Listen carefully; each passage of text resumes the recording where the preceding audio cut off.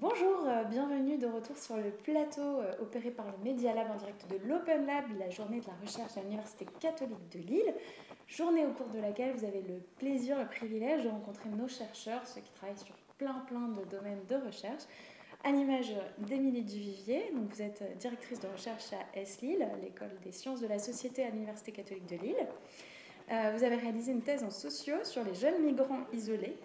Et 12 ans plus tard, ce sont plutôt aux immigrés âgés que vous vous intéressez. Donc on pourra sûrement tirer le fil de l'un vers l'autre. J'ai l'impression qu'il y a quelque chose qui se joue.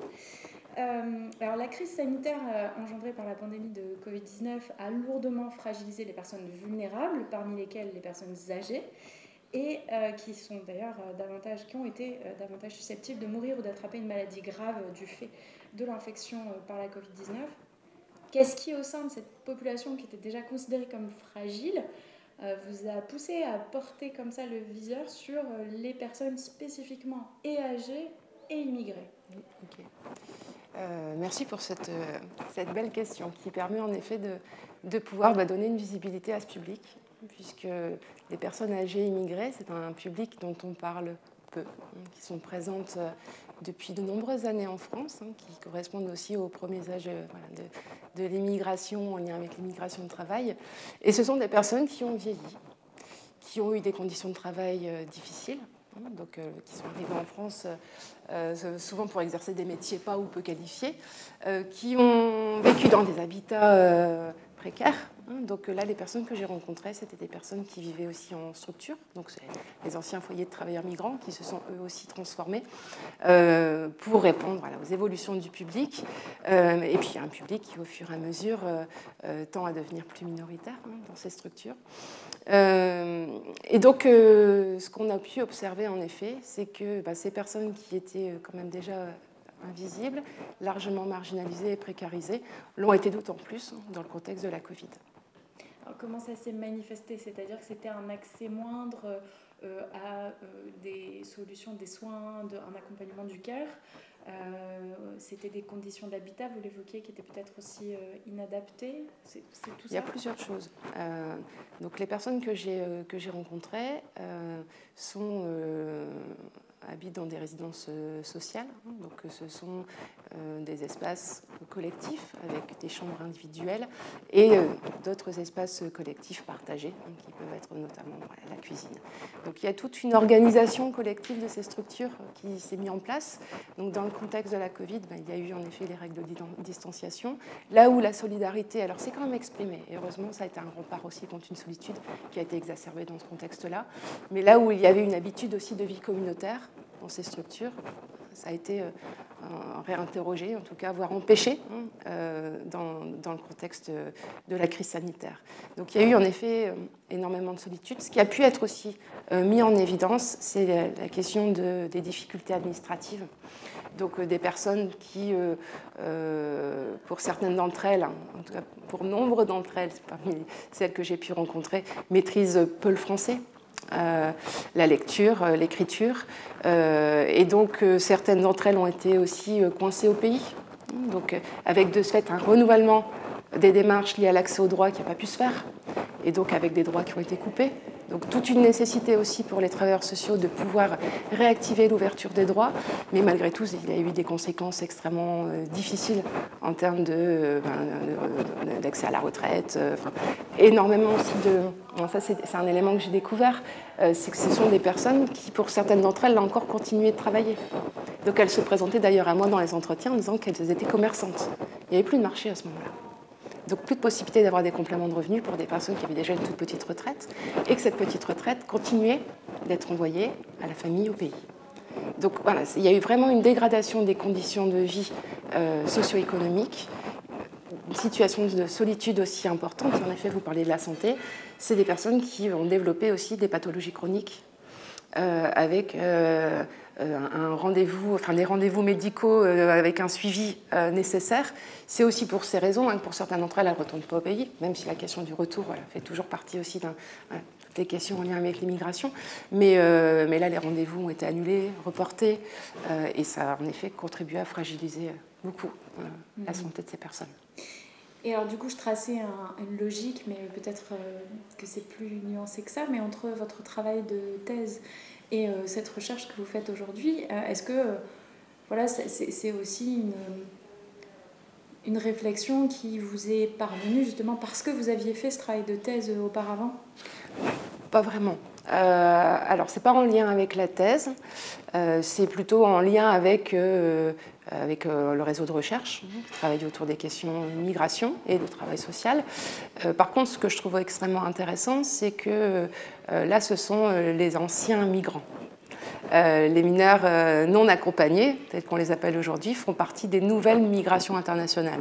Même si bon, c'est plus tout à fait nouveau, puisque c'est une population qui est devenue plus visible à partir des années 2000. Pour autant, quand j'ai reconstitué les parcours migratoires de ces jeunes mineurs non accompagnés, en l'occurrence, se dessine en effet tout le poids aussi de l'héritage familial. Et ce sont des jeunes qui, pour nombre d'entre eux, s'inscrivent aussi sur des trajectoires familiales liées à la migration. Et ce qui était de ce fait très intéressant, c'est de voir aussi de quelle manière ces personnes âgées étaient les premiers migrants, finalement. Donc, enfin, les premiers. Alors, on ne va pas refaire toute l'histoire des migrations, ne serait-ce qu'en Haute-France, parce qu'en effet, ce n'étaient pas les premiers. Mais en tout cas, dans les migrations transnationales, en lien avec des champs migratoires qui sont extrêmement forts, l'Algérie, la France, les jeunes me le disaient, c'est une histoire qui est tellement longue. C'est toute la force aussi, la densité des relations qui entourent ces pays. Et là, il y avait une forme d'invariant entre ce que ces personnes âgées m'ont pu me livrer sur leur attachement en effet à la France, un pays qu'elles n'ont pas quitté depuis plus de 40 ans pour certaines, voire même, voilà, elles avaient 80 ans, certaines d'entre elles sont même arrivées très très jeunes. Et puis des jeunes qui ont eu leur place dans des conditions quand même vie précaires, qui ont travaillé pour la France. Et on sent qu'il y a un attachement affectif important. Et puis ces jeunes qui, à un moment donné, veulent aussi s'inscrivent aussi sur le même chemin que leurs aînés et qui cherchent aussi à ce qu'on leur donne leur place dans un contexte quand même d'évolution des politiques migratoires où se pose autrement la question de l'accès au travail, ne serait-ce que même l'accès à la reconnaissance d'une minorité pour ces jeunes. Donc en effet, il y a un certain nombre d'invariants et en même temps la donne migratoire a beaucoup évolué. Quelle méthode on emploie pour recueillir des données de cette nature? Parce qu'on est face à un public qui, alors, en toutes circonstances, je pense que la présence d'un public justifie le recours à une certaine éthique, mais là, c'est particulièrement vrai. Comment on s'y prend et quelles sont les bonnes méthodes de recueil de données dans ce genre de situation? Je ne sais pas s'il y en a des bonnes. Je pense qu'on s'adapte. Donc là, en l'occurrence, c'était des temps de visite dans un premier temps, donc introduite aussi par les travailleurs sociaux. Donc déjà créer une relation de confiance avec les accompagnants, parce que les accompagnants ont le souci aussi de ne pas mettre en difficulté les personnes qu'elles accompagnent.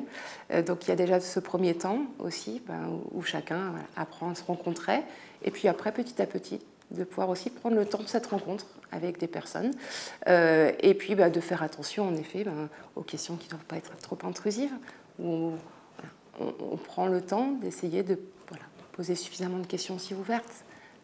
D'autant plus pour ces personnes qui ne maîtrisent pas toujours très bien le français, donc il faut aussi faire attention aux mots qu'on emploie.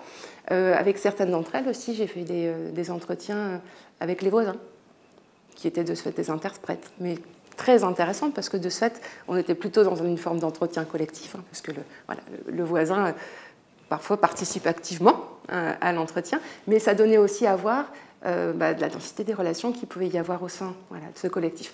Donc je ne sais pas s'il y a une bonne méthode, je pense qu'on s'adapte.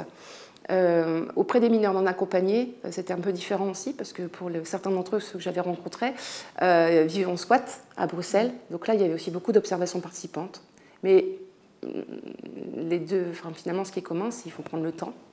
Ce qui n'est pas toujours évident dans nos contextes aussi de réalisation des travaux de recherche, mais c'est un temps nécessaire où il y a de l'informel aussi, donc, et où on ne sort pas non plus, en tout cas pas toujours le magnétophone, même si c'est un outil en effet précieux, important, mais quand on est plutôt sur l'observation participante, c'est travailler avec des journaux de bord, dans des démarches plutôt socio-anthropologiques, pour garder trace aussi autrement de toute la richesse du matériau. Qu'est-ce que vous pensez que votre étude peut permettre comme résultat / application dans le domaine de la santé ou d'ailleurs social ou dans d'autres domaines? Alors, cette étude qui a été menée dans le contexte de la post-Covid avait aussi pour objectif donc à la fois d'analyser les besoins des personnes, les difficultés, les forces, mais aussi de pouvoir regarder de quelle manière les travailleurs sociaux, les intervenants sociaux, avaient dû faire face dans ce contexte d'épreuve collective. Et cette étude, elle vient aussi souligner tous les arts de faire des travailleurs sociaux dans un contexte où tout était fermé, où c'était des acteurs aussi de première ligne, où ils ont dû inventer des outils qui n'existaient pas, donc traduire en plusieurs langues, être des passeurs, donc, pour permettre aussi que le lien puisse se faire entre le personnel soignant et puis les personnages immigrés, parce qu'elles connaissent, elles ont justement cette connaissance fine aussi des besoins de leur public, elles sont à l'écoute. Donc, et puis elles ont pu aussi sortir parfois de leur territoire professionnel pour pouvoir prendre soin aussi des personnes et dépasser les malentendus interculturels. Parce que ça, en effet, ça a été aussi un élément important. Donc, parfois, quand on demandait aux personnes, mais monsieur, est-ce que vous avez de la fièvre? Ils disaient que oui, alors que pas du tout. Donc, c'est parce qu'ils ne comprenaient pas ce que ça voulait dire, avoir de la fièvre, avoir de la température. Et donc, il y a vraiment un rôle extrêmement important et précieux. Et je pense que cette étude, elle vient souligner à la force aussi de ces métiers qui sont peu visibles, voire invisibles, et finalement un peu à l'image des personnes précarisées aussi dans notre société. Et de quelle manière ils ont pu capitaliser, je pense qu'ils le font, en effet.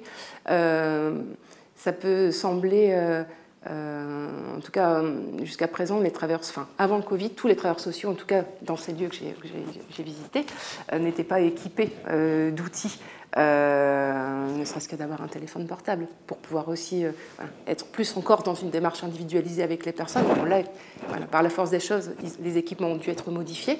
Et puis, il y a un certain nombre aussi d'adaptations où ils se sont aussi emparés, par la force des choses aussi, de toutes les questions liées à la fracture numérique, où ils ont dû aller être à côté encore plus. Donc c'est vrai qu'on parle beaucoup d'aller vers aujourd'hui. Ils sont allés vers, ils ont été présents, ils ont essayé aussi d'être innovants. Et je pense que cette étude, elle montre aussi de quelle manière, dans le contexte, dans un contexte de crise, ils ont pu développer de nouveaux arts de faire. Et ça, c'est une richesse de pouvoir le souligner. Est-ce que vous avez aussi l'envie, l'espoir que ce que vous mettez en lumière, ça permette aussi de les considérer différemment ou peut-être de les reconnaître mieux dans le monde professionnel? Parce que vous disiez que c'était quand même des situations professionnelles assez précarisées dans lesquelles il y a des bricolages par la force des choses, mais qui montrent la grande fragilité en fait de tout ce système qui est déployé et qui repose beaucoup sur finalement l'engagement personnel, presque quasi bénévole parfois, d'individus. Donc, est-ce que vous pensez que ça peut justement faire un peu bouger les lignes de manière à davantage respecter, reconnaître et valoriser ces professionnels-là? En tout cas, rendre visible. Rendre visible le travail social. Pouvoir en effet mettre des mots sur des mots, donc, et aussi sur les difficultés des personnes qui sont vulnérables. On parle beaucoup de vulnérabilité en effet dans notre société, mais pas oublier en effet que la vulnérabilité, elle a des dimensions sociales, elle a des dimensions structurelles, et de pouvoir souligner en effet la nécessité de tous ces acteurs qui sont autour de ceux qu'on entend peu.